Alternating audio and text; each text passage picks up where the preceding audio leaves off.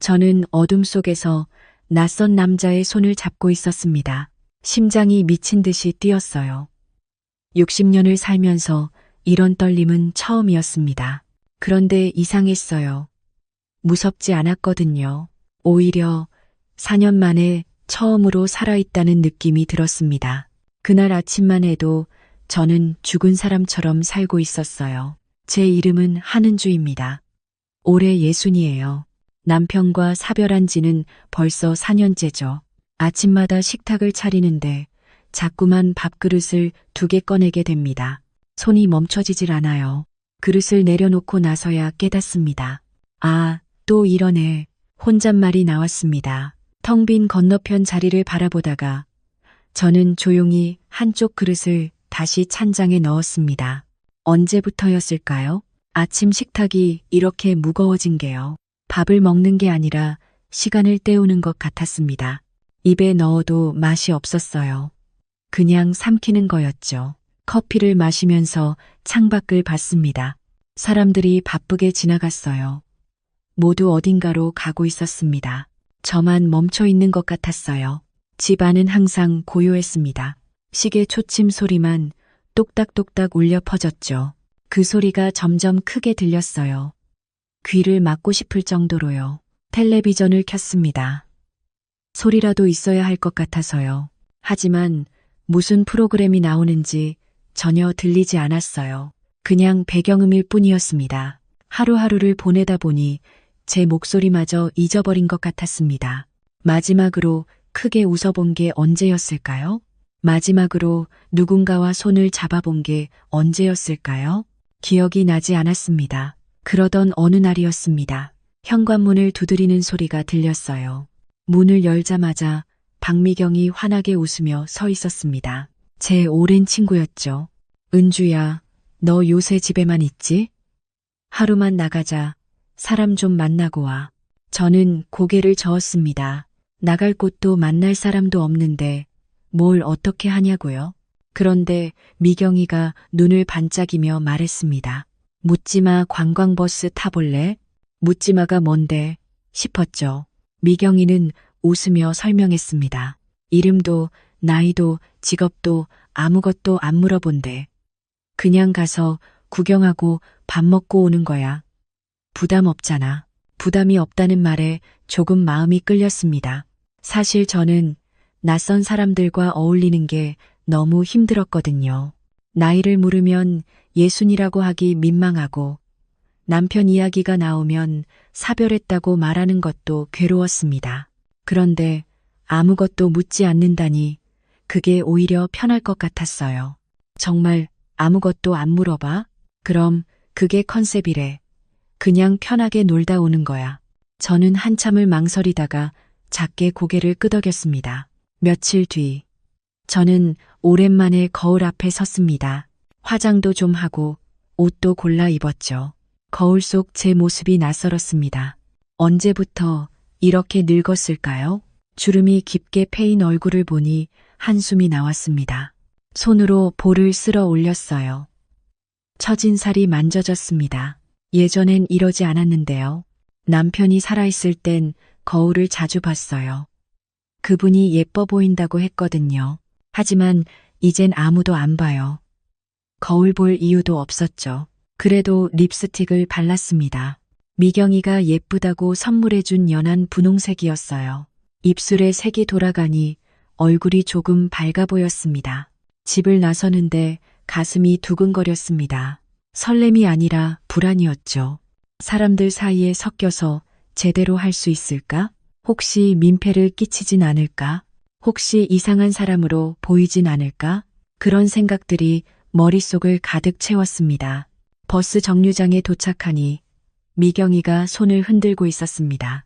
그 옆에는 큰 관광버스 한 대가 서 있었어요. 버스 옆면에는 묻지마 관광이라는 문구가 크게 적혀 있었습니다. 저는 그 글씨를 보며 생각했습니다. 정말로 아무것도 묻지 않을까? 그게 가능할까? 반신반의하면서도 저는 미경이를 따라 버스에 올랐습니다. 그때만 해도 몰랐습니다. 이 버스 안에서 제 인생이 다시 한번 흔들릴 거라는 걸요. 버스에 오르는 순간 제 눈에 가장 먼저 들어온 건 커튼이었습니다. 창문마다 두꺼운 베이지색 커튼이 쳐져 있었어요. 왜 커튼을 쳤을까 싶었죠. 밖이 안 보이니 답답한 느낌도 들었습니다. 하지만 동시에 묘한 안도감도 들었어요. 바깥 세상과 차단된 느낌이랄까요? 이 안에서는 누구도 저를 모른다는 생각이 들었습니다. 아무도 제 나이를 묻지 않을 거예요. 아무도 제 과거를 캐묻지 않을 거고요. 그냥 하는 주가 아니라 그냥 한 명의 승객일 뿐이었습니다. 미경이를 따라 복도를 걸어가는데 사람들의 시선이 느껴졌습니다. 저만큼 나이 든 분들도 계셨고 생각보다 젊은 분들도 많았어요. 모두들 설렌 표정이었습니다. 저는 가방끈을 꽉 쥐고 조심스럽게 걸었죠. 그때 앞쪽에서 마이크를 든 남자가 환하게 웃으며 말했습니다. 여러분 안녕하세요. 저는 오늘 여러분과 함께할 진행자 김성민입니다. 목소리가 참 밝았어요. 라디오 DJ처럼 경쾌했습니다. 오늘은 특별한 규칙이 있습니다.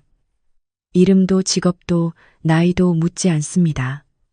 그냥 즐기세요. 편하게 웃고 먹고 즐기다 가시면 됩니다. 그 말에 사람들이 박수를 쳤습니다. 여기저기서 웃음소리가 터져나왔어요. 저는 어리둥절했습니다. 이게 대체 무슨 여행이지? 하지만 이상하게도 가슴이 조금 가벼워지는 느낌이었어요. 아무것도 설명하지 않아도 된다는 게 생각보다 편했습니다. 자, 그럼 자리를 찾아 앉아주세요. 곧 출발합니다. 진행자의 말에 사람들이 움직이기 시작했습니다. 저도 미경이와 함께 빈자리를 찾으려 했는데 미경이가 갑자기 말했어요. 은주야, 나는 저기 앞자리에 앉을게. 멀미가 좀 있어서. 저는 당황했습니다. 같이 앉으려고 온 건데 갑자기 혼자가 된 거예요. 미경이는 미안하다는 표정으로 제 손을 꼭 잡았습니다. 미안해. 나 진짜 버스만 타면 토할 것 같거든. 잠깐만 떨어져 있자. 할 수 없었죠. 저는 고개를 끄덕이고 혼자 뒷자리를 향해 걸었습니다. 사람들 사이를 지나가는데 심장이 빠르게 뛰었어요. 어디 앉아야 하지? 어디가 비었지? 두리번거리다가 창가 쪽 빈자리를 발견했습니다. 다행이다 싶어서 그쪽으로 걸어갔어요. 그런데 그 앞자리에 남자분이 한 분 앉아 계셨습니다. 짧은 흰머리에 단정한 옷차림이었죠. 저는 조심스럽게 물었습니다. 저기, 이 자리 비었나요? 남자분이 고개를 돌렸습니다. 그런데 표정이 별로 좋지 않았어요. 퉁명스럽게 말했습니다. 그 자린 제 짝이 앉기로 했어요. 짝이요? 저는 얼굴이 화끈 달아올랐습니다. 괜히 물어본 것 같아서 민망했죠. 제가 뭘 잘못 본 건가 싶었어요. 죄송하다고 말하려는데 목소리가 제대로 나오지 않았습니다. 그냥 고개만 숙이고 뒤로 물러섰어요. 사람들이 다 지켜보는 것 같았습니다. 왜 이렇게 민망한 상황이 생기는 걸까요? 혼자 온 게 실수였나 싶었습니다. 그냥 집에 있을걸? 그런 생각이 머릿속을 맴돌았어요. 그때였습니다. 뒤에서 조용한 목소리가 들렸어요.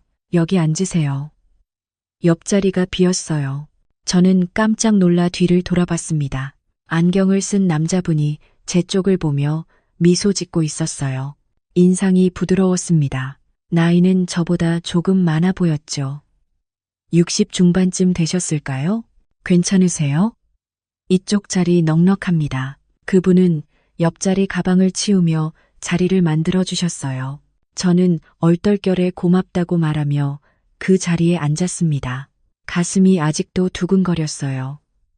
민망한 반, 안도감 반이었죠. 자리에 앉자마자 버스가 출발했습니다. 엔진 소리가 낮게 울렸어요. 저는 창밖을 보려 했는데 커튼이 가려져 있어서 아무것도 보이지 않았습니다. 그냥 앞만 바라보고 앉아 있었죠. 그런데 이상한 냄새가 났습니다. 아니, 냄새라기보다는 향이었어요. 은은한 향수 냄새였습니다. 어디서 나는 걸까 싶어 주위를 둘러봤는데 옆에 앉으신 분에게서 나는 것 같았어요. 남자분들은 보통 향수를 안 뿌리는데 이분은 발랐습니다. 자극적이지 않고 편안한 향이었어요. 나무 같기도 하고 차향기 같기도 했습니다. 창문 사이로 새어 들어오는 햇살이 제 무릎 위에 떨어졌습니다. 따뜻했어요. 버스 안은 웅성거렸지만 이상하게 저는 조용한 느낌이 들었습니다. 향수 냄새와 햇살, 그리고 낯선 사람의 존재, 묘한 조합이었죠. 저는 슬쩍 옆을 봤습니다. 그분은 창밖을 보고 계셨어요. 커튼 틈 사이로 보이는 풍경을 조용히 바라보고 계셨습니다. 손은 무릎 위에 가지런히 올려져 있었고 자세도 단정했어요. 왠지 모르게 쓸쓸해 보이는 모습이었습니다. 그때 진행자가 다시 마이크를 잡았습니다. 자, 여러분. 오늘 우리가 갈 곳은 비밀입니다. 도착해서 알게 되실 거예요. 그 전까지는 옆 사람과 편하게 이야기 나누시면 됩니다. 옆 사람과 이야기를 나누라니. 저는 긴장했습니다. 뭘 말해야 하지? 하지만 그분은 먼저 말을 걸지 않으셨어요. 저도 용기가 나지 않았습니다. 그렇게 우리는 한동안 아무 말 없이 앉아 있었습니다. 버스가 달리면서 흔들렸습니다. 제 어깨가 살짝 그분 쪽으로 기울었어요. 깜짝 놀라 몸을 바로 세웠습니다. 그분은 괜찮다는 듯 미소만 지으셨죠. 길이 좀 울퉁불퉁하네요. 그분이 처음으로 말을 걸었습니다. 목소리가 낮고 차분했어요. 저는 어색하게 대답했습니다. 그러게요. 짧은 대답이었지만 그걸로 충분했습니다.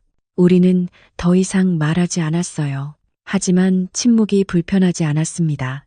오히려 편안했죠. 이상했어요. 처음 보는 사람인데 왜 이렇게 편한 걸까요? 저는 가만히 눈을 감았습니다. 향수 냄새가 계속 느껴졌어요. 햇살도 계속 따뜻했습니다. 버스 소리, 사람들의 웃음소리, 그리고 이 낯선 안정감. 모든 게 혼란스러웠지만 동시에 괜찮았습니다.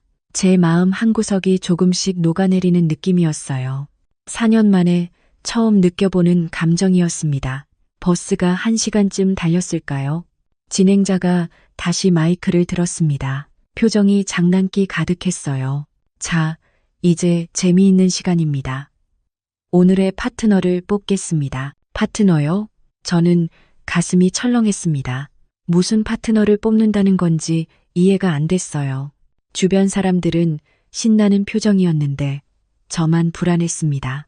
여기 바구니에 번호표가 들어 있습니다. 한 분씩 나오셔서 뽑아주세요. 같은 번호를 뽑은 분들끼리 오늘 하루 파트너가 되는 겁니다. 진행자가 환하게 웃으며 설명했습니다. 사람들이 앞으로 나가기 시작했어요. 저는 자리에서 일어나지 못했습니다. 다리가 떨렸거든요. 이런 게임 같은 건 정말 싫었어요. 왜 꼭 이런 걸 해야 하는지 이해할 수 없었습니다. 사람들 앞에 나서는 것도 싫고 누군가와 짝이 되는 것도 부담스러웠어요. 그냥 조용히 앉아만 있고 싶었습니다. 은주 씨, 가보세요. 미경이가 뒤에서 제 등을 톡 쳤습니다. 저는 어쩔 수 없이 일어났어요. 천천히 앞으로 걸어갔습니다. 사람들 사이를 지나가는데 시선이 느껴졌어요. 다들 저를 보는 것 같았습니다. 바구니에는 작은 종이들이 접혀 있었어요. 저는 눈을 감고 하나를 집었습니다.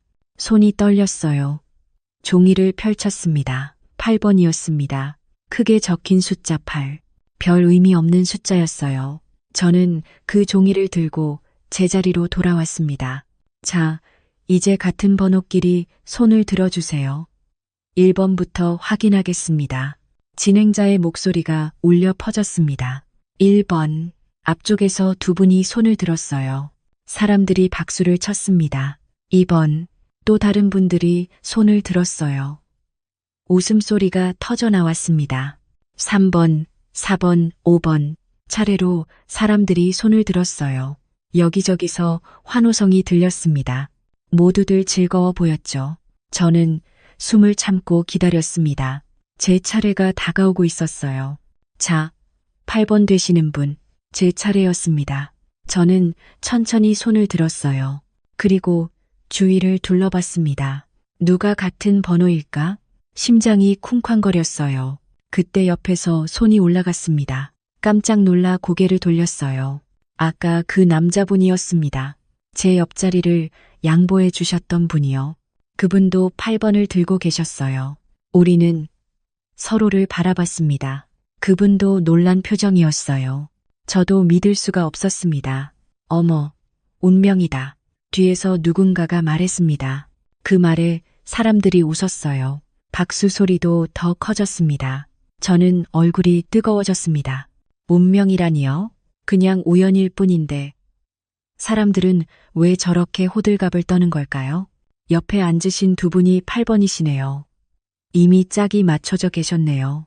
진행자가 웃으며 말했습니다. 저는 고개를 숙였어요. 그분도 어색하게 웃고 계셨습니다. 우리는 아무 말도 하지 못했어요. 번호 확인이 끝나고 버스는 다시 출발했습니다. 진행자가 말했어요. 파트너끼리 이야기 나누시면서 가세요. 곧 점심 먹을 곳에 도착합니다. 점심이라는 말에 배에서 소리가 났습니다. 아침을 제대로 못 먹었거든요. 저는 창밖을 보는 척하며 가만히 앉아 있었어요. 그분도 말을 걸지 않으셨습니다. 우리는 그렇게 한참을 침묵했죠. 이상했어요. 분명 어색한데 불편하지 않았거든요. 오히려 편안했습니다. 말을 안 해도 괜찮다는 느낌이었어요. 30분쯤 지났을까요? 버스가 어느 휴게소에 멈췄습니다. 사람들이 우르르 내렸어요. 넓은 잔디밭이 펼쳐져 있었습니다. 테이블들이 놓여 있었고 직원들이 도시락을 나눠주고 있었어요. 하늘은 맑았습니다. 구름 한 점 없이 파랬어요. 바람이 살랑살랑 불었습니다. 오랜만에 느껴보는 봄바람이었어요. 파트너끼리 같이 앉으세요. 진행자의 안내에 따라 사람들이 짝을 지어 앉기 시작했습니다. 저도 어쩔 수 없이 한 테이블에 앉았어요. 그분도 제 맞은편에 앉으셨습니다. 도시락이 앞에 놓였습니다. 뚜껑을 열자 밥과 반찬이 알록달록하게 담겨 있었어요. 계란말이, 소세지, 김치, 나물 몇 가지 정성스럽게 담긴 도시락이었습니다. 그런데 식욕이 없었습니다. 아침부터 긴장해서 그런가 속이 불편했거든요. 저는 도시락을 그냥 둔 채 물만 마셨습니다. 주변 사람들은 맛있게 먹고 있었어요. 웃음소리도 끊이지 않았죠.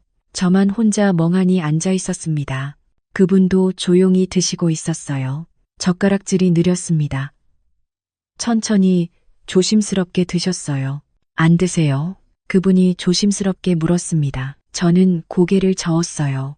입맛이 없어서요. 짧게 대답했습니다. 그분은 제 얼굴을 잠시 바라보시더니 말했어요. 빈속에 약 드시면 안 돼요. 저는 깜짝 놀라 그분을 봤습니다. 어떻게 아셨죠? 제가 약을 먹는다는 걸요? 가방 속에 혈압약이 들어 있었거든요. 아침에 먹으려다가 깜빡했어요. 어떻게 아세요? 제가 묻자 그분이 작게 웃으셨습니다. 손에 약봉지 자국이 보였어요. 저는 제 손을 내려다봤습니다. 정말 작은 자국이 손가락에 남아 있었어요. 약봉지를 뜯다가 생긴 자국이었습니다. 이런 걸 보시다니 참 세심한 분이구나 싶었습니다. 그분은 젓가락을 들더니 자기 도시락에서 김치 한 조각을 집으셨어요. 그리고 제 쪽으로 내미셨습니다. 제가 담근 겁니다. 짜지 않아요. 저는 멍하니 그 김치를 바라봤습니다. 빨간 고춧가루가 적당히 묻어 있었어요. 싱싱해 보였습니다. 남자분이 김치를 담그신다고요? 신기했어요. 직접 담그세요? 제가 묻자 그분이 고개를 끄덕였습니다. 혼자 사니까 배운 거죠. 혼자 산다는 말에 저는 가슴이 뜨끔했습니다. 이 사람도 혼자구나. 그런 생각이 들었어요. 저는 조심스럽게 그 김치를 받아 먹었습니다. 입에 넣는 순간 아삭한 소리가 났어요. 정말 짜지 않았습니다. 오히려 달콤한 맛까지 났죠. 배추가 아삭아삭했어요. 맛있었어요. 오랜만에 느껴보는 맛이었습니다. 남편이 살아있을 때 늘 집에서 담근 김치를 먹었거든요. 하지만 남편이 떠나고 나서는 김치를 담글 이유가 없었어요. 마트에서 사 먹었습니다. 맛은 비슷했지만 뭔가 달랐어요. 이 김치는 달랐습니다. 정성이 느껴졌어요. 맛있네요. 제가 말하자 그분이 환하게 웃으셨습니다. 주름진 눈가가 더 깊어졌어요. 그 미소가 따뜻했습니다. 다행이네요. 더 드세요. 그분은 또 한 조각을 집어주셨습니다. 저는 이번엔 거절하지 않았어요. 자연스럽게 받아 먹었습니다. 이상하게 배가 고파지기 시작했어요. 입맛이 돌아왔습니다. 저는 제 도시락을 열었어요. 그리고 천천히 먹기 시작했습니다. 밥 한 숟가락, 반찬 한 점, 생각보다 맛있었어요. 그분도 조용히 드시고 있었습니다. 우리는 말없이 밥을 먹었어요. 하지만 침묵이 불편하지 않았습니다. 오히려 평화로웠죠. 바람 소리, 새 소리, 사람들의 웃음소리, 모든 게 부드럽게 들렸어요. 이름이 뭐예요? 제가 먼저 물었습니다. 묻지 않기로 한 여행이었지만 이 사람은 알고 싶었거든요. 정태식입니다. 그분이 대답했습니다. 저는 한은주예요. 우리는 처음으로 서로의 이름을 알게 됐습니다. 정태식, 이름도 참 단단해 보였어요. 반갑습니다, 은주 씨. 정태식이 말했습니다. 존댓말이 자연스러웠어요. 억지스럽지 않았죠. 저도 편하게 대답했습니다. 저도 반가워요. 그때부터였습니다. 우리는 조금씩 이야기를 나누기 시작했어요. 왜 여행을 왔는지, 평소에 뭘 하며 사는지, 별것 아닌 이야기들이었습니다. 하지만 그게 좋았어요. 부담스럽지 않았거든요. 정태식은 도자기 만드는 일을 하신다고 했습니다. 작은 공방을 운영하고 계신다고 했어요. 그래서 손이 그렇게 깨끗한 거구나 싶었습니다. 손톱도 깔끔하게 다듬어져 있었고 손가락도 길었어요. 만드는 사람의 손이었습니다. 저는 그저 집에서 지낸다고만 말했어요. 남편 이야기는 하지 않았습니다. 정태식도 더 묻지 않으셨죠. 우리는 서로의 과거를 캐묻지 않았어요. 그게 오히려 편했습니다. 점심을 다 먹고 일어설 때 정태식이 제 도시락 뚜껑을 닫아주셨습니다. 작은 배려였지만 그게 제 마음을 흔들었어요. 누군가 저를 챙겨준다는 느낌. 4년 만에 처음이었습니다. 제 눈시울이 뜨거워졌어요. 참았습니다. 울면 안 된다고 생각했죠. 하지만 마음 한구석이 따뜻해졌습니다. 오랜만에 느껴보는 온기였어요. 해가 기울기 시작했습니다. 돌아가는 버스 안은 점심 먹기 전과는 분위기가 달랐어요. 사람들이 편해진 것 같았습니다. 여기저기서 이야기 소리가 끊이지 않았죠. 저도 정태식과 나란히 앉아 창밖을 보고 있었어요. 말은 많지 않았지만 침묵이 불편하지 않았습니다. 버스가 고속도로에 진입했습니다. 속도가 빨라지면서 엔진 소리가 낮게 울렸어요. 저는 피곤함이 몰려왔습니다. 아침부터 긴장했던 탓인지 눈꺼풀이 무거웠죠. 살짝 졸고 있었는지도 몰라요. 그때 앞쪽에서 진행자가 마이크를 들었습니다. 목소리가 평소보다 더 장난스러웠어요. 자, 여러분. 오늘 마지막 이벤트가 남아 있습니다. 사람들이 웅성거리기 시작했습니다. 저는 불안한 예감이 들었어요. 또 무슨 게임을 하자는 걸까요? 지금부터 조명을 끄겠습니다. 깜깜해질 거예요. 진행자의 말이 끝나자마자 버스 안불이 하나씩 꺼지기 시작했습니다. 천장 조명, 복도 조명 모두 꺼졌어요. 순식간에 버스 안이 어둠에 잠겼습니다. 커튼이 쳐져 있어서 밖빛도 들어오지 않았죠. 정말 아무것도 보이지 않았습니다. 어머, 깜깜하네. 누군가가 말했습니다. 여기저기서 작은 비명과 웃음소리가 터져 나왔어요. 저는 가슴이 두근거렸습니다. 왜 불을 끄는 거죠? 이해할 수 없었어요. 파트너끼리 손을 잡아보세요. 그리고 눈을 마주쳐 보세요. 진행자의 목소리가 어둠 속에서 울려 퍼졌습니다. 손을 잡으라고요? 눈을 마주 보라고요? 저는 당황했습니다. 아무것도 안 보이는데 어떻게 눈을 마주 봐요? 딱 1분만 해보세요. 재미있을 겁니다. 진행자가 웃으며 말했습니다. 주변에서 웃음소리가 더 커졌어요. 누군가는 즐거워하는 것 같았습니다. 하지만 저는 너무 불편했어요. 이런 건 싫었습니다. 저는 몸을 움츠렸습니다. 손을 무릎 위에 꽉 쥐었어요. 정태식도 아무 말이 없었습니다. 어둠 속에서 그분의 숨소리만 희미하게 들렸죠.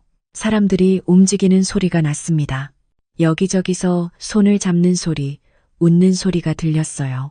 저는 그냥 가만히 있었습니다. 안 해도 되겠지, 그냥 지나가겠지. 그런 생각이었어요. 그때였습니다. 누군가가 제 손끝을 살짝 잡았어요. 깜짝 놀랐습니다. 따뜻한 손이었어요. 부드럽게 제 손가락을 감쌌습니다. 누구죠? 정태식인가요? 심장이 미친 듯이 뛰었습니다. 얼굴이 화끈거렸어요. 손을 뿌리쳐야 하나? 그냥 있어야 하나? 머릿속이 복잡했습니다. 이성은 말했어요. 이러면 안 돼. 처음 본 사람인데. 하지만 감정은 달랐습니다. 따뜻하다. 이 온기가 좋다. 정태식 씨, 맞죠? 저는 작게 속삭였습니다. 목소리가 떨렸어요. 대답을 기다렸습니다. 하지만 아무 소리도 들리지 않았어요. 정태식은 대답하지 않았습니다. 그런데 손은 놓이지 않았습니다.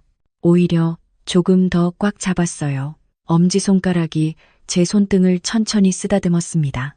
너무나 조심스럽게요. 저는 숨을 참았습니다. 이게 뭐지? 이 느낌은 뭐지? 가슴이 답답하면서도 따뜻했어요. 무섭기도 하고 설레기도 했습니다. 어둠 속에서는 다른 감각들이 더 예민해지는 것 같았어요. 손의 온기가 또렷하게 느껴졌습니다. 손가락에 굳은 살, 손바닥의 두께, 모든 게 전해졌어요. 남자의 손이었습니다. 크고 단단한 손이었어요. 하지만 부드러웠습니다. 정태식의 숨소리가 들렸습니다. 규칙적이면서도 조용한 숨소리였어요. 저도 모르게 그 리듬에 맞춰 숨을 쉬고 있었습니다. 주변의 소음은 점점 멀어졌습니다. 웃음소리도 수다소리도 들리지 않았어요. 오직 이 손의 온기와 숨소리만 남았습니다. 시간이 멈춘 것 같았어요. 1분이라고 했는데 훨씬 긴 것 같기도 하고 너무 짧은 것 같기도 했습니다. 저는 그냥 가만히 앉아 있었어요. 손을 놓지도 더 잡지도 않은 채로요. 그 짧은 어둠 속에서 이상한 일이 일어났습니다. 4년 동안 저를 짓눌렀던 외로움이 조금씩 사라지는 느낌이었어요.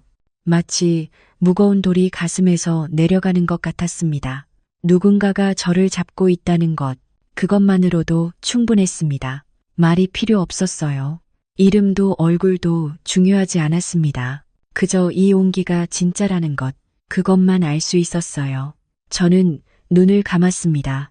어차피 어두워서 아무것도 안 보이는데 왜 눈을 감았는지는 모르겠어요. 그냥 그래야 할 것 같았습니다. 그때 정태식의 손이 살짝 움직였습니다. 손가락이 제 손가락 사이로 들어왔어요. 깍지를 끼듯이요. 저는 가만히 있었습니다. 거부하지 않았어요. 이게 맞는 건가요? 이래도 되는 건가요? 머릿속으로는 그런 생각들이 맴돌았습니다. 하지만 몸은 정직했어요. 저도 모르게 손에 힘을 주고 있었습니다. 손가락이 정태식의 손가락을 감쌌어요. 우리는 완전히 손을 잡고 있었습니다. 진행자의 목소리가 들렸습니다. 자, 이제 조명을 켜겠습니다. 불이 하나씩 켜지기 시작했어요. 천천히 버스 안이 밝아졌습니다. 저는 눈을 떴어요. 눈부셨습니다. 정태식이 제 옆에 앉아 있었습니다. 우리는 아직도 손을 잡고 있었어요. 불이 다 켜졌는데도 손을 놓지 않고 있었습니다. 저는 정태식을 봤습니다.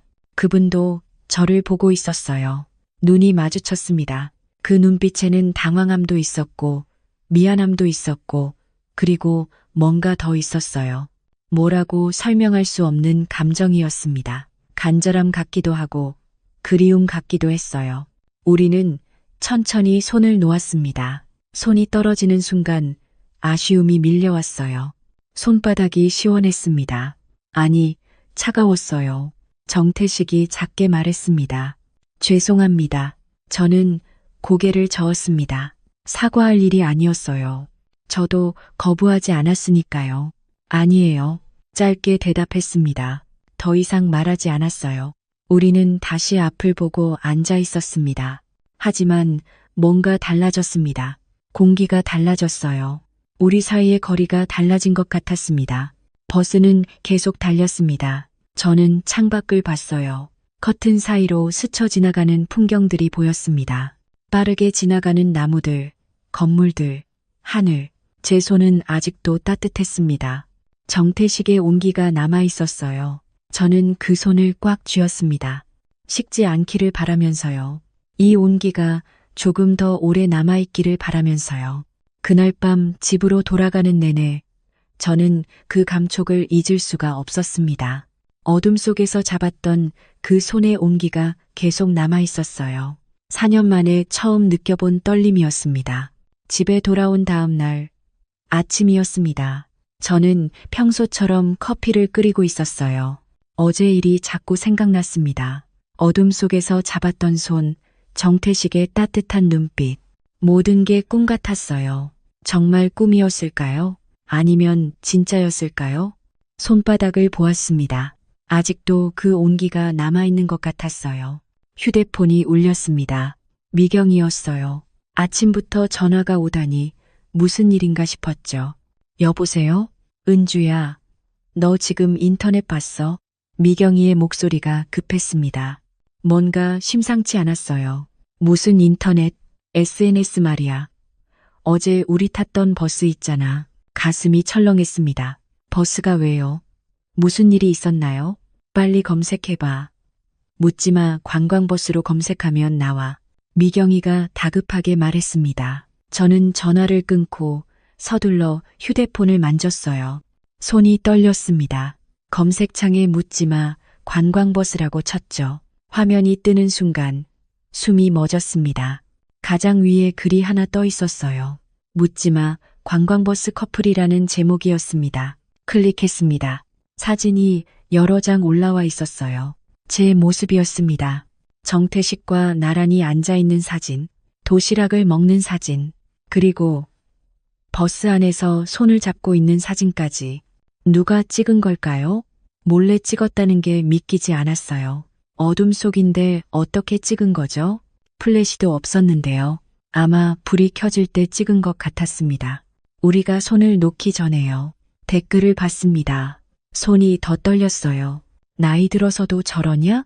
요즘 노인들 정신 좀. 민망하다 진짜. 창피한 줄 알아야지. 애들도 안 하는 짓을. 악의적인 말들이 줄줄이 달려 있었습니다. 저는 휴대폰을 떨어뜨릴 뻔했어요. 얼굴이 화끈거렸습니다. 부끄러웠어요. 창피했습니다. 왜 저런 말을 하는 걸까요? 저희가 뭘 잘못했나요? 그냥 손을 잡았을 뿐인데요. 하지만 사람들 눈에는 이상하게 보였나 봅니다. 나이 든 사람이 연애 비슷한 걸 한다는 게요. 손을 잡는 것조차 우스꽝스러워 보이나 봐요. 저는 소파에 주저앉았습니다. 머리가 아팠어요. 가슴이 답답했습니다. 내가 뭘 한 거지? 내가 왜 그런 버스를 탔지? 후회가 밀려왔습니다. 내가 미쳤지? 혼잣말이 나왔습니다. 정말 미친 것 같았어요. 60살 먹은 사람이 무슨 설렘이에요? 무슨 손잡기예요? 웃기는 일이었습니다. 남편이 보면 뭐라고 할까요? 4년 만에 다른 남자 손을 잡다니요. 저는 남편 사진을 봤습니다. 거실 선반 위에 놓여 있었어요. 사진 속 남편은 웃고 있었습니다. 미안해요. 제가 작게 말했습니다. 미안해요, 여보. 눈물이 났어요. 휴대폰을 다시 봤습니다. 댓글이 계속 늘어나고 있었어요. 더 이상 보고 싶지 않았습니다. 하지만 눈을 뺄 수가 없었어요. 마치 제가 잘못을 저지른 것처럼 느껴졌습니다. 정태식은 이걸 봤을까요? 그분도 이 글을 봤다면 어떤 기분일까요? 미안했습니다. 괜히 그분까지 곤란하게 만든 것 같았어요. 저는 휴대폰을 내려놓고 창밖을 봤습니다. 맑은 날씨였어요. 하지만 제 마음은 어두웠습니다. 어제의 설렘은 온데간데 없었죠. 그저 부끄러움만 남았습니다. 커피가 식어 있었습니다. 마시고 싶지 않았어요. 입맛이 없었습니다. 그냥 가만히 앉아 있었죠. 시간이 얼마나 지났을까요? 휴대폰이 다시 울렸습니다. 이번에는 전화가 아니었어요. 문자였습니다. 모르는 번호였어요. 누구지? 혹시 악플 다는 사람이 번호를 알아낸 건가? 무서웠습니다. 하지만 궁금했어요. 저는 떨리는 손으로 문자를 열었습니다. 한은주 씨, 저 정태식입니다. 정태식이었습니다. 심장이 쿵 내려앉았어요. 그분이 왜 문자를 보냈을까요? 화가 난 걸까요? 아니면 저처럼 당황한 걸까요? 다음 문장을 읽었습니다. 미안합니다. 하지만 그 순간 거짓은 없었습니다. 저는 그 문장을 다시 읽었습니다. 한 번 더 읽었어요. 거짓은 없었다고요? 무슨 의미일까요? 눈물이 났습니다. 왜 눈물이 나는지 저도 모르겠어요. 슬퍼서인지, 고마워서인지, 억울해서인지 알 수 없었습니다. 그냥 눈물이 흘렀어요. 저는 휴대폰을 쥔 채 울음을 참았습니다. 목이 메었어요. 숨을 크게 들이마셨습니다. 정태식의 말이 맞았어요. 거짓은 없었습니다. 어둠 속에서 잡았던 그 손도, 도시락을 나눠 먹었던 그 순간도 모두 진심이었어요. 저도 거짓말하지 않았습니다. 하지만 세상은 그걸 이해하지 못하나 봅니다. 나이 든 사람의 감정은 우스꽝스럽게 보나 봐요. 사랑이 아니라 그저 추태로 보이나 봅니다. 저는 천천히 문자를 썼습니다.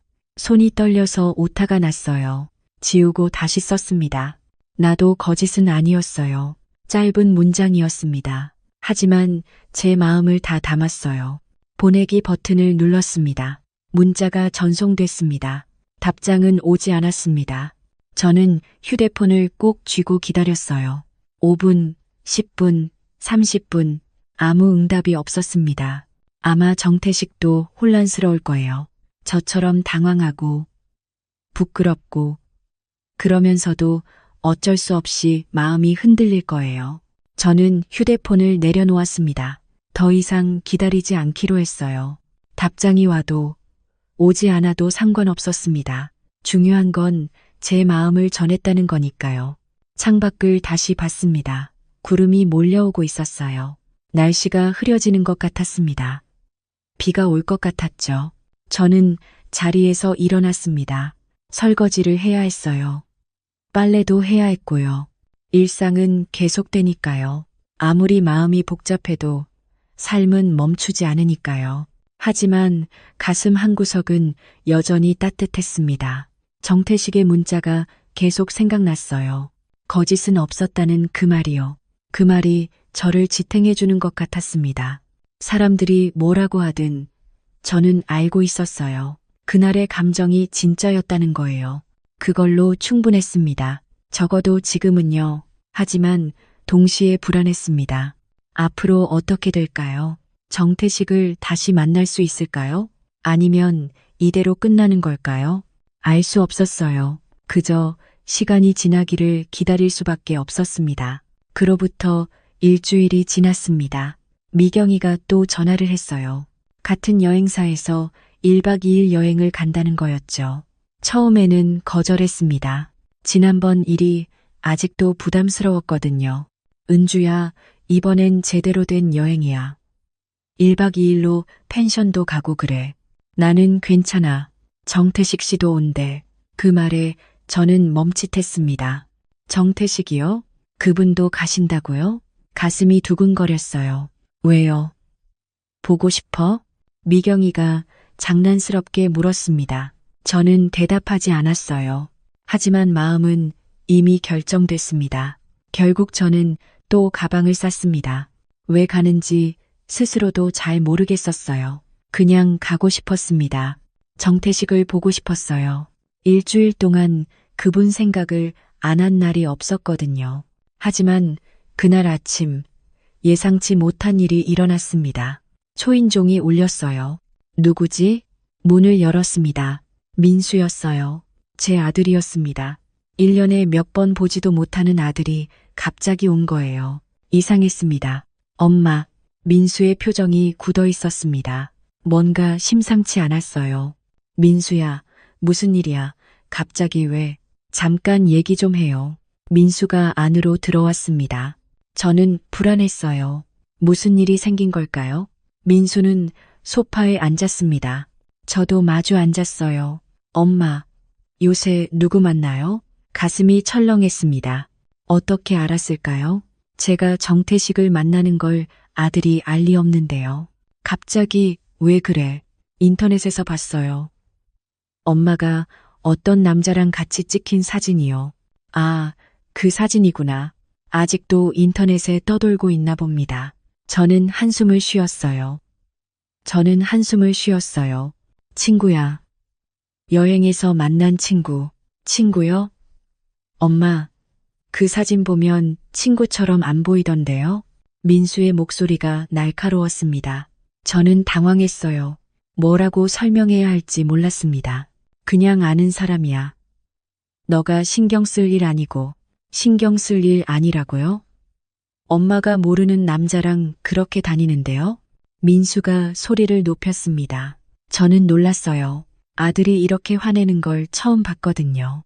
그 사람 믿을 수 있어요? 혹시 엄마 재산 노리는 거 아니에요? 민수야, 그게 무슨 말이야? 인터넷에 이상한 글도 있던데요. 묻지마, 관광버스가 뭔데요? 거기서 만난 사람을 어떻게 믿어요? 저는 화가 났습니다. 제 아들이지만 너무했어요. 내가 뭘 안다고 그래. 정태식 씨는 그런 사람 아니야. 정태식이요? 이름까지 알아요? 민수가 테이블을 탁 쳤습니다. 저는 깜짝 놀랐어요. 엄마, 정신 차려요. 하지만 저는 물러서고 싶지 않았습니다. 민수야, 엄마도 사람이야. 외롭고 힘들어. 그렇다고 아무나 만나면 어떻게 해요? 아빠 돌아가신 지 겨우 4년밖에 안 됐어요. 그 말에 저는 숨이 막혔습니다. 겨우 4년이라고요? 겨우라고요? 민수야, 너한테는 4년이 짧을지 몰라도 엄마한테는 너무 길었어. 목소리가 떨렸습니다. 참았던 감정이 터져나왔어요. 너는 1년에 몇 번이나 엄마 찾아와? 명절 때 잠깐 오고, 용돈 필요할 때 전화하고, 그게 다잖아. 엄마가 얼마나 외로운지 알아? 밥 먹을 때마다 혼자고, 잠들 때마다 혼자야. 너는 모르잖아. 저는 울지 않으려고 애썼습니다. 하지만 눈물이 났어요. 매일 아침 밥그릇을 2개 꺼냈다가 하나를 다시 넣어. 4년 동안 매일 그랬어. 너는 그거 알아? 목소리가 깨졌습니다.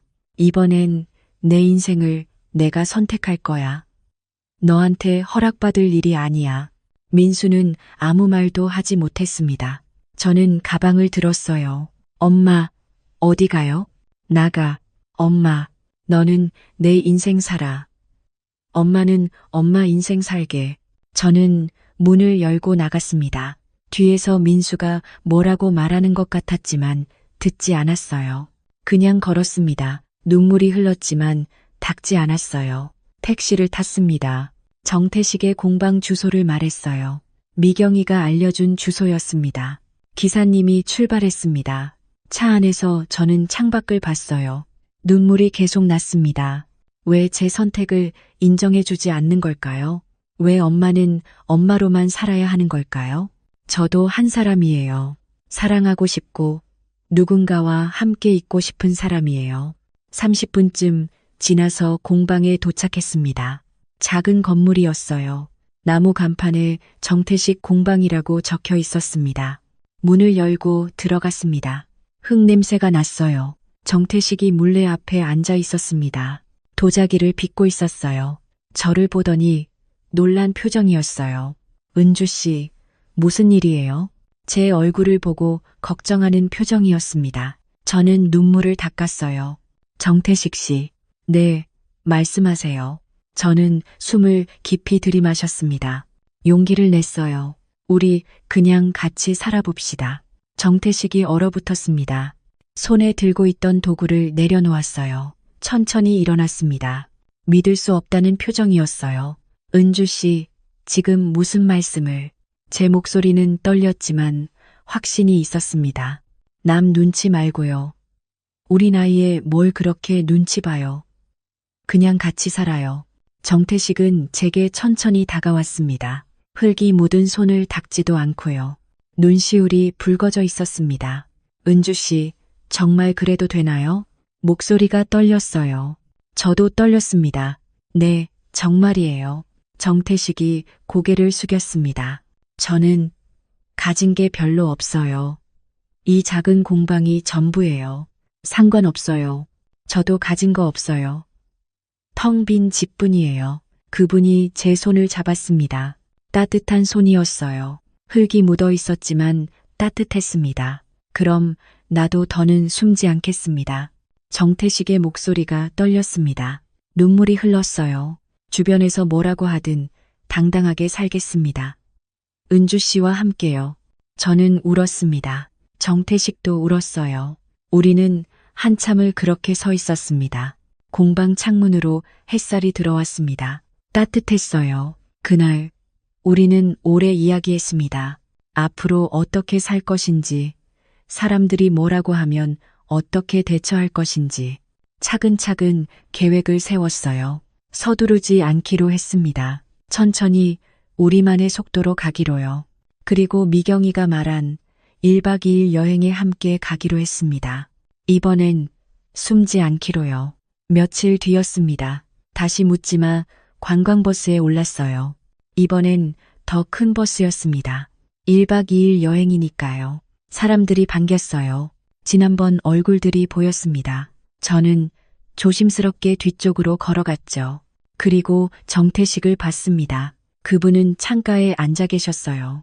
저를 보더니 살짝 미소 지으셨습니다.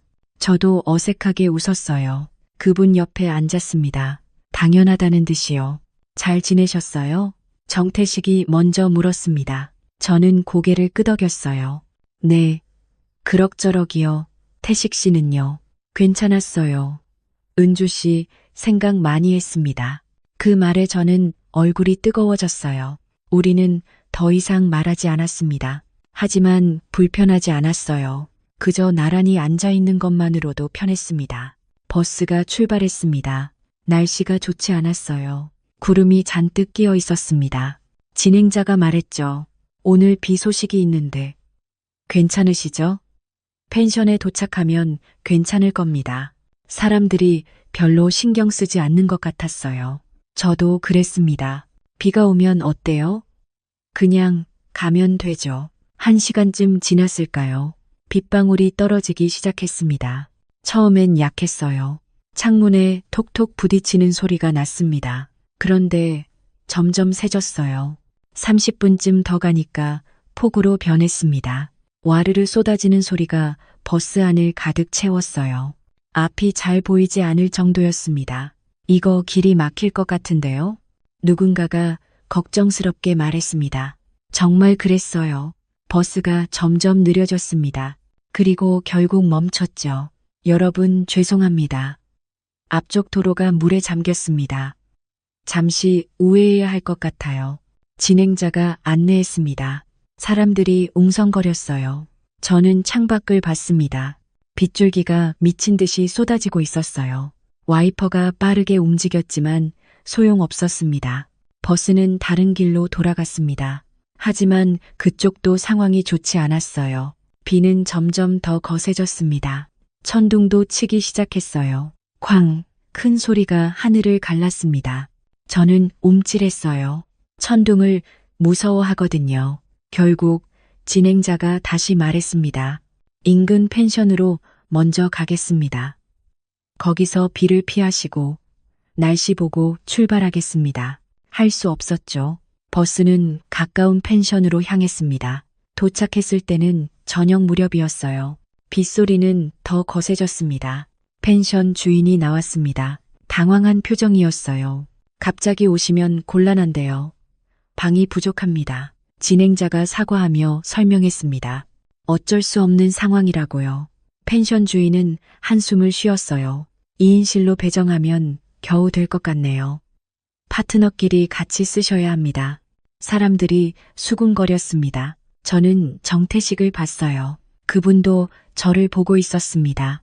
둘 다 당황한 표정이었죠. 하지만 어쩔 수 없었습니다. 방을 배정받았습니다. 마지막 남은 방이었어요. 작은 방이었습니다. 침대 하나, 작은 테이블 하나, 그게 전부였어요. 문을 열고 들어갔습니다. 어색했습니다. 정태식이 먼저 말했어요. 제가 바닥에서 자겠습니다. 아니에요. 제가 바닥에서 잘게요. 우리는 서로 양보했습니다. 결국 정태식이 담요를 가져왔어요. 두껍게 접어서 바닥에 깔았습니다. 이렇게 하면 괜찮을 겁니다. 그분은 담요를 반으로 나눴습니다. 하나는 제게 건네고 하나는 본인이 가졌어요. 불편하실 텐데 이건 제 쪽으로 덮겠습니다. 정태식은 바닥에 자리를 폈습니다.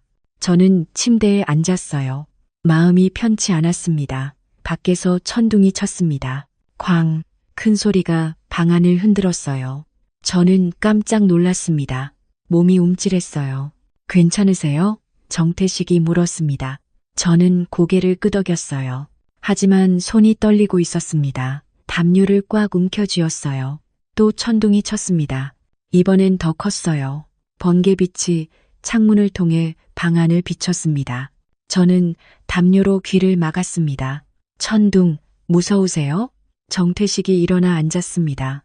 저는 부끄러웠어요. 60살이나 먹고 천둥을 무서워하다니요. 어릴 때부터 그랬어요. 작게 대답했습니다. 정태식은 아무 말 없이 제 옆으로 왔습니다. 침대 끝에 조심스럽게 앉았어요. 가까이 있으니 조금 안심이 됐습니다.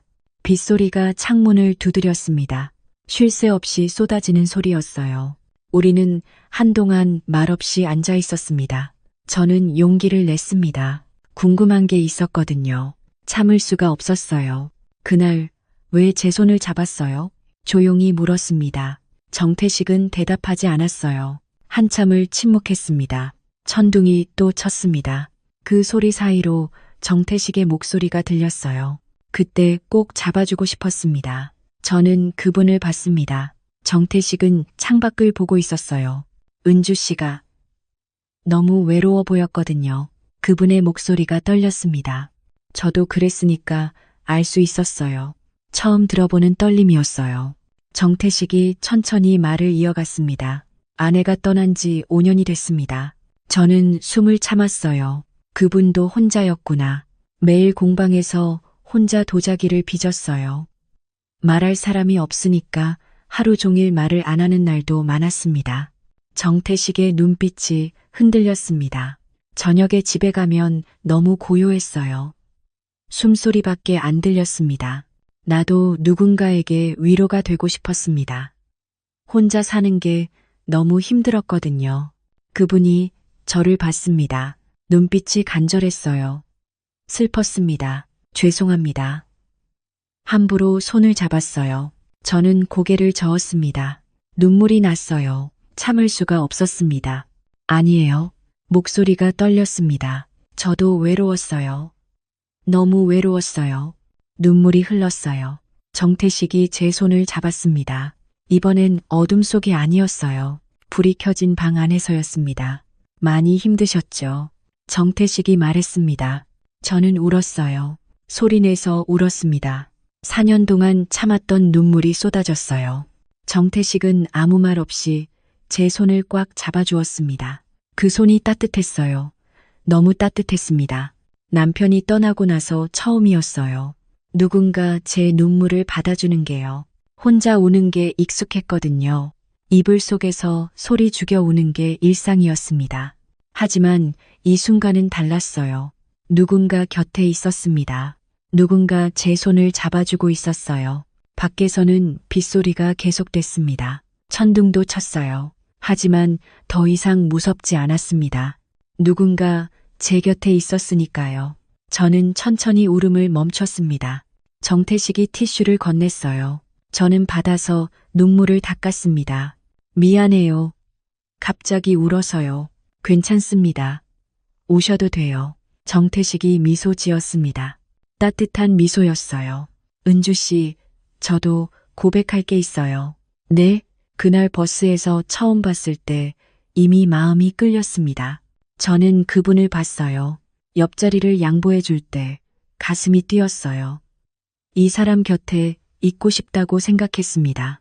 정태식의 목소리가 진지했습니다. 그래서 번호를 뽑을 때 기도했어요. 제발 같은 번호가 나오게 해달라고요. 정말이에요? 네, 정말입니다. 저는 믿을 수가 없었어요. 저만 그런 게 아니었구나. 그분도 같은 마음이었구나. 그런데 어둠 속에서 손을 잡고 나서 후회했습니다. 왜요? 너무 급했나 싶어서요. 은주 씨가 싫어하실까봐 무서웠습니다.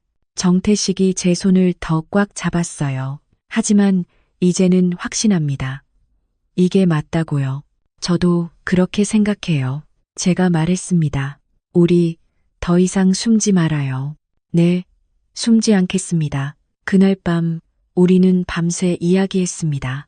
혼자 살면서 느낀 외로움, 사별 후의 공허함, 누구에게도 말하지 못했던 이야기들을 나눴어요. 정태식은 아내가 암으로 떠났다고 했습니다. 마지막 1년은 병원에서 살다시피 했다고 했어요. 매일 손을 잡아줬다고 했습니다. 그게 할 수 있는 전부였다고요. 아내가 떠난 후 그분은 도자기 만드는 것에 매달렸답니다. 손을 움직이지 않으면 미칠 것 같았대요. 저도 비슷했어요. 남편은 심장마비로 갑자기 떠났습니다. 아침에 일어나지 않는 남편을 보고 알았어요. 너무 갑작스러웠습니다. 준비할 시간도 없었어요. 장례를 치르는 내내 실감이 나지 않았습니다. 그 후로 저는 집 안에만 있었어요. 나가는 게 무서웠거든요. 사람들이 위로한다는 말들이 더 힘들었습니다. 그래서 혼자 있는 게 편했어요. 새벽이 올 때까지 우리는 이야기했습니다. 그리고 알게 됐죠. 우리가 얼마나 비슷한지를요. 빗소리가 잦아들고 있었습니다. 창밖이 조금씩 밝아오고 있었어요. 저는 정태식을 봤습니다. 그분도 저를 보고 있었어요.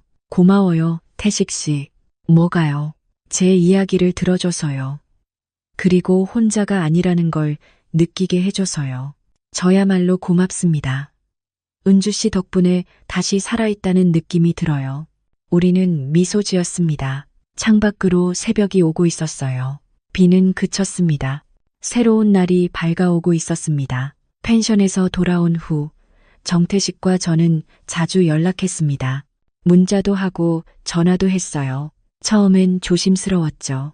하지만 점점 자연스러워졌습니다. 아침에 일어나면 정태식의 문자가 와 있었어요. 잘 주무셨어요? 짧은 문장이었지만 그게 하루를 시작하는 힘이 됐습니다. 저녁에는 통화를 했어요. 오늘 뭐 하셨어요? 별일 없었어요. 태식 씨는요? 공방에서 작업했어요. 은주 씨 생각하면서요. 그런 대화들이 쌓여갔습니다. 어느새 우리는 매일 연락하는 사이가 됐어요. 한 달쯤 지났을 때 정태식이 만나자고 했습니다. 공방에 놀러 오라고 했어요. 저는 설렜습니다. 그분이 일하는 곳이 궁금했거든요. 약속 날짜를 잡았어요. 토요일 오후 2시. 저는 그날을 손꼽아 기다렸습니다. 옷장을 열어봤어요. 뭘 입어야 하지? 한참을 고민했습니다. 결국 미경이에게 전화했어요. 미경아, 남자 만나러 가는데 뭐 입는 게 좋을까?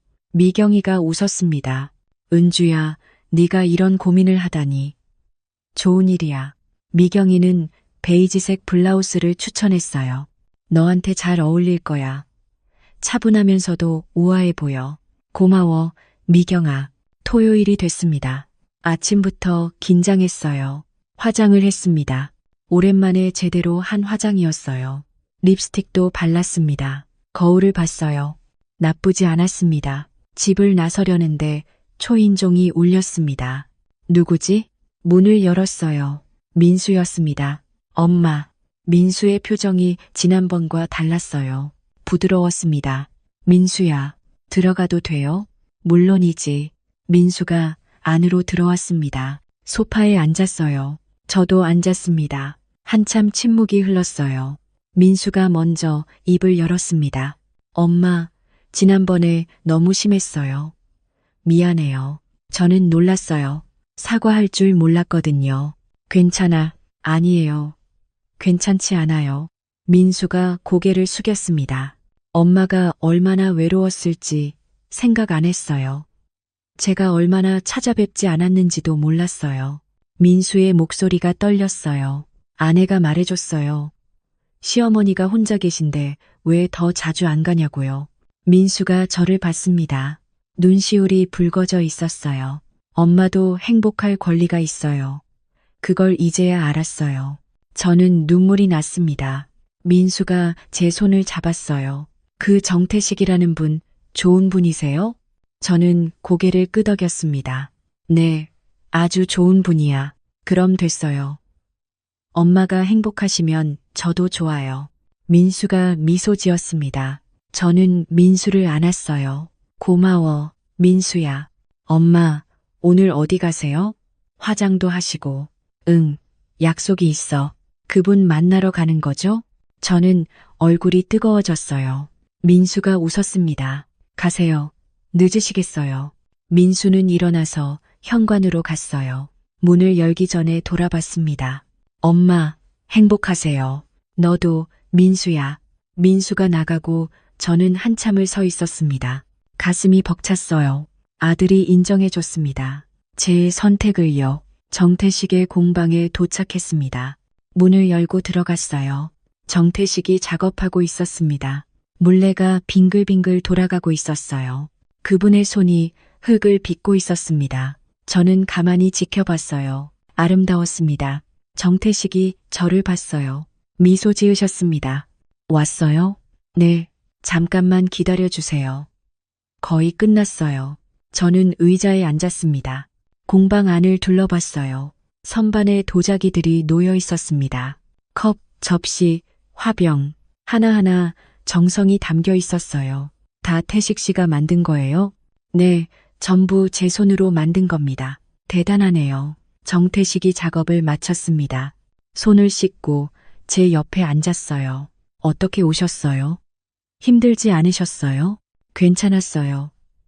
민수가 왔다 갔어요. 아드님이요? 네, 사과하러 왔어요. 그리고 저한테 행복하라고 했어요. 정태식이 환하게 웃었습니다. 다행이네요. 우리는 잠시 침묵했어요. 편안한 침묵이었습니다. 은주 씨, 네? 우리 정말 같이 살까요? 저는 정태식을 봤습니다. 진지한 표정이었어요. 네, 그러고 싶어요. 그럼 제대로 해요. 제대로요? 결혼식이요. 작은 거라도 해요. 저는 놀랐어요. 결혼식이요? 네, 주변 사람들한테 당당하게 알리고 싶어요. 은주 씨와 함께 한다고요. 정태식이 제 손을 잡았습니다. 부끄러운 일이 아니잖아요. 우리 나이에 다시 사랑하는 거요. 저는 눈물이 났어요. 그래요, 해봐요. 결혼식, 정태식이 웃었습니다. 저도 웃었어요. 그날부터 우리는 준비를 시작했습니다. 거창하게 하지 않기로 했어요. 가까운 사람들만 초대하기로요. 장소는 작은 정원으로 정했습니다. 미경이가 도와줬어요.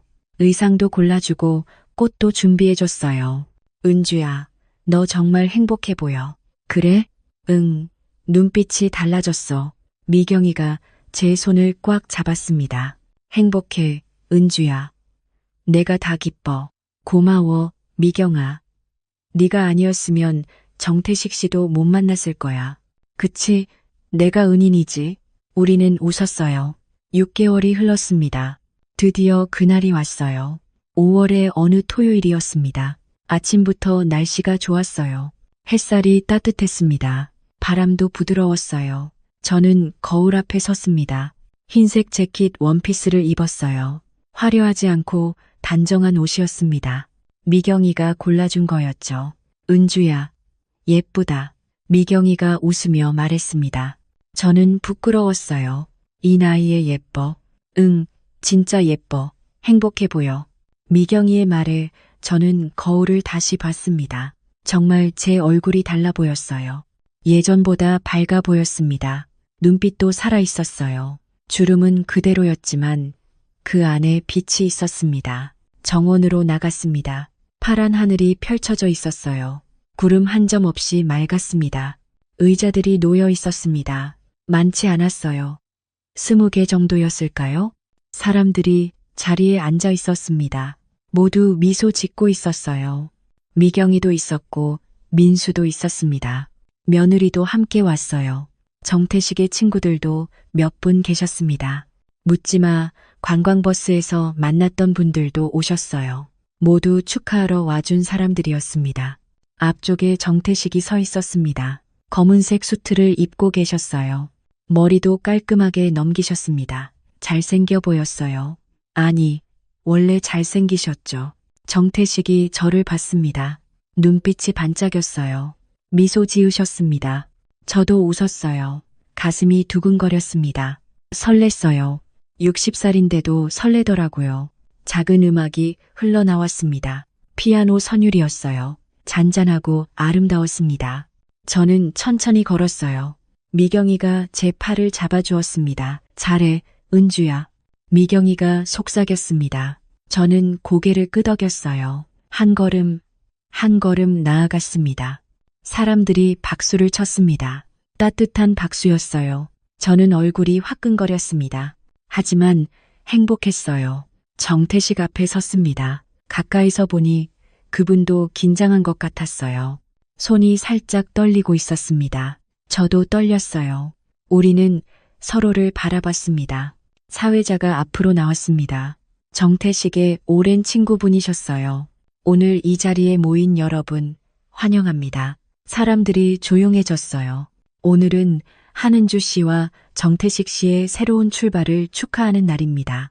사회자의 목소리가 울렸습니다. 두 분은 인생의 후반부에 다시 만나 서로의 동반자가 되기로 했습니다.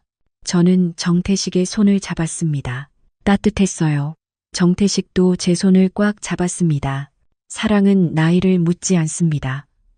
언제든 어디서든 찾아올 수 있죠. 두 분은 그걸 증명하셨습니다. 사회자의 목소리가 울렸습니다. 저는 눈물이 났어요. 참으려 했지만 소용없었습니다. 오늘 두 분의 약속은 새로운 인생의 시작입니다. 남은 날들을 함께 걸으시겠다는 약속이죠. 정태식이 제 눈물을 닦아주었습니다. 조용히, 부드럽게요. 저는 그분을 봤어요. 눈이 마주쳤습니다. 한은주 씨, 정태식 씨를 평생의 동반자로 맞이하시겠습니까? 저는 고개를 끄덕였습니다. 목소리가 나오지 않았어요. 숨을 깊이 들이마셨습니다. 네, 그러겠습니다. 사람들이 박수를 쳤습니다. 저는 울었어요. 행복해서 우는 거였습니다. 정태식 씨, 한은주 씨를 평생의 동반자로 맞이하시겠습니까? 정태식의 목소리가 떨렸습니다. 네, 그러겠습니다. 우리는 서로를 바라봤습니다. 세상에 우리 둘밖에 없는 것 같았어요. 다른 건 아무것도 보이지 않았습니다. 그럼 이제 두 분의 약속을 나눠주세요. 사회자가 물러났습니다. 정태식이 제 손을 더 꽉 잡았어요. 그리고 말했습니다. 은주 씨, 정태식의 목소리가 떨렸어요. 당신을 만나서 제 인생이 다시 시작됐습니다. 혼자 사는 게 너무 외로웠는데 이제는 함께니까 두렵지 않아요. 정태식의 눈에서 눈물이 흘렀습니다. 저는 그 눈물을 보며 가슴이 뜨거워졌어요. 남은 날들, 당신 곁에서 함께 걷겠습니다. 힘들 때 손잡아주고, 아플 때 곁에 있어주겠습니다. 정태식이 미소 지었습니다. 천천히 서두르지 않고 우리만의 속도로 가겠습니다. 저는 울음을 참을 수 없었습니다. 정태식의 말 한마디 한마디가 가슴에 박혔어요. 이제 제 차례였습니다. 저는 떨리는 목소리로 말했어요. 태식 씨. 목소리가 깨졌습니다. 하지만 계속 말했어요. 당신 덕분에 다시 살아있어요. 4년 동안 죽은 것처럼 살았어요. 그런데 당신을 만나고 다시 웃게 됐어요. 다시 설레게 됐어요. 정태식이 제 손을 어루만졌습니다. 그 손길이 따뜻했어요. 이제 남은 길 같이 걸어요. 천천히 서두르지 말고요. 손잡고 나란히 우리만의 속도로요. 정태식이 미소 지었습니다.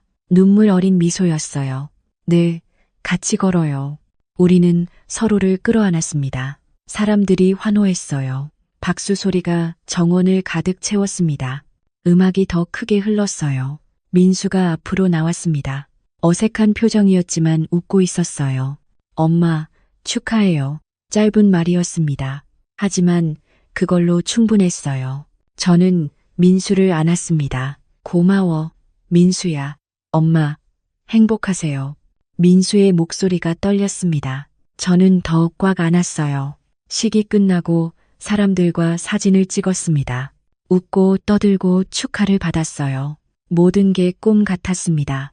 해가 기울기 시작했습니다.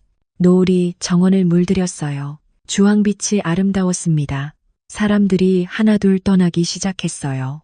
정태식과 저는 정원을 걸었습니다. 손을 잡고요. 천천히, 아주 천천히 걸었어요. 은주 씨, 네, 앞으로 매일 이렇게 걸어요. 네, 매일이요. 우리는 웃었습니다. 바람이 불었어요. 꽃향기가 났습니다. 봄이었어요. 우리의 봄이었습니다. 뒤돌아보니 미경이가 손을 흔들고 있었어요. 저도 손을 흔들었습니다. 고마웠어요. 미경이가 묻지 마. 관광버스를 권하지 않았다면 저는 정태식을 만나지 못했을 거예요. 정원 끝까지 걸었습니다. 그리고 벤치에 앉았어요. 나란히요. 해가 완전히 지고 있었습니다. 하늘이 붉게 물들었어요. 은주 씨, 행복하세요? 정태식이 물었습니다. 저는 고개를 끄덕였어요. 너무 행복해요. 당신은요? 저도요. 이렇게 행복해도 되나 싶어요. 우리는 서로를 바라봤습니다. 그리고 웃었어요. 하늘의 별이 하나씩 떠오르기 시작했습니다. 저는 별을 보며 생각했어요. 사랑은 나이를 묻지 않습니다. 60에도 70에도 올 수 있어요. 중요한 건 용기였습니다. 다시 사랑할 수 있다는 용기, 다시 손을 내밀 수 있다는 용기, 다시 누군가와 함께 걸을 수 있다는 용기요. 저는 그 용기를 냈습니다. 그리고 행복을 찾았어요. 묻지마 관광버스 안에서요. 그 작은 용기가 제 인생을 바꿨습니다. 4년 동안 멈춰있던 시계가 다시 움직이기 시작했어요. 이제 우리는 함께입니다. 남은 날들을 함께 걸을 거예요.